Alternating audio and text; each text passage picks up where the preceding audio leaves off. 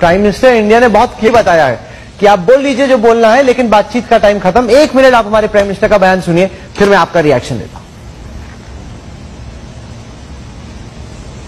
फिर मेरा जवाब भी लीजिएगा। ये ना भाग जाओ उसका बयान सुना के, क्योंकि प्रधानमंत्री मोदी ने बहुत क्लियरली बताया है कि बातचीत का टाइम खत्म हो चुका है और अब एक्शन का टाइम है। सुनिए हमारे प्राइम मिनिस्टर को। सुरक्षा बलों को लिए आगे की कार्रवाई तय करने के लिए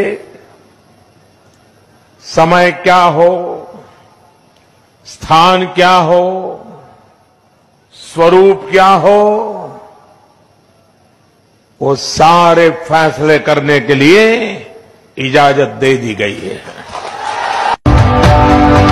जिंदगी की इतनी बड़ी गलती करेगा मोदी के सारी हिंदुस्तान की कौम पछताएगी कि किस शख्स को उसने मुंतखब किया और सारी हिंदुस्तान को सफा हस्ती से खत्म करा दिया।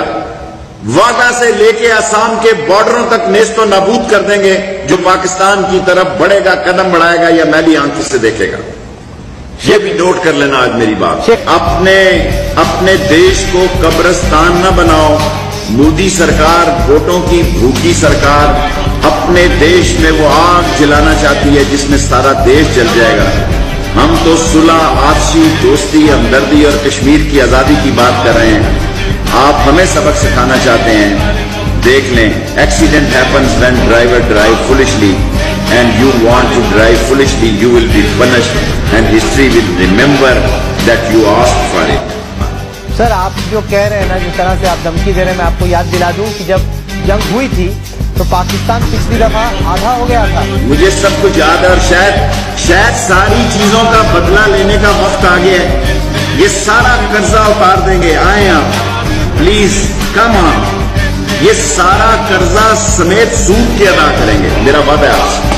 Sir, Pakistan at time federal minister, I am promising you in the front of whole Indian nation कि सारे कर्जे उतार देंगे आपके बमासूद।